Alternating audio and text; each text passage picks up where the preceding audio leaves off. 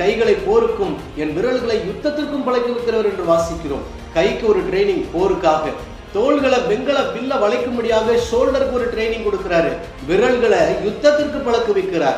இப்படி எல்லாம் தெரிந்திருந்தும் அவர்களை பொறுமையோடு போக சொல்லுகிறார். எரிகோ பட்டணத்தை சும்மா சுற்றி வர வேண்டும். ஆசாரியன் கர்த்தருடைய பெட்டியை தூக்கி கொண்டு நடப்பார், எக்காலம் ஊதுகிறவர்கள் நடப்பார்கள். அதன் பின்பதாக இவர்கள் ஹேட் பூட்டெல்லாம் மாட்டிக்கொண்டு எல்லா ஆயுதங்கள் இருந்தாலும் பொறுமையா நடந்து போகணும். எவ்வளவு யோசிக்கக்கூடிய விஷயமா இருக்கிறது பாருங்கள். சில வேளைகளிலே கர்த்தர் நம்மளையும் பொறுமையோடு இருக்க சொல்லுவார். இஸ்ரவேல் ஜனங்களால அந்த எரிகோ மதில் இடிந்து விழப்போவதில்லை. கர்த்தர் முன்பதாகவே ஆயத்தம் பண்ணிவிட்டார். தேவ மகிமையினாலே அது இடிந்து விழப்போகிறது. இஸ்ரவேல் ஜனங்களிடத்திலே பொறுமையை கர்த்தர் எதிர்பார்க்கிறார். நீங்களும் நானும் நம்முடைய ஆவிக்குரிய ஓட்டத்திலே பொறுமையோடு இருக்க வேண்டிய இடத்துல நிச்சயமாய் பொறுமையோடு இருந்து பாருங்கள். உங்களுக்கு முன்பாக இருக்கக்கூடிய எல்லா எரிகோக்களும் அலங்கங்களும் இடிந்து நொறுங்கி போகும்.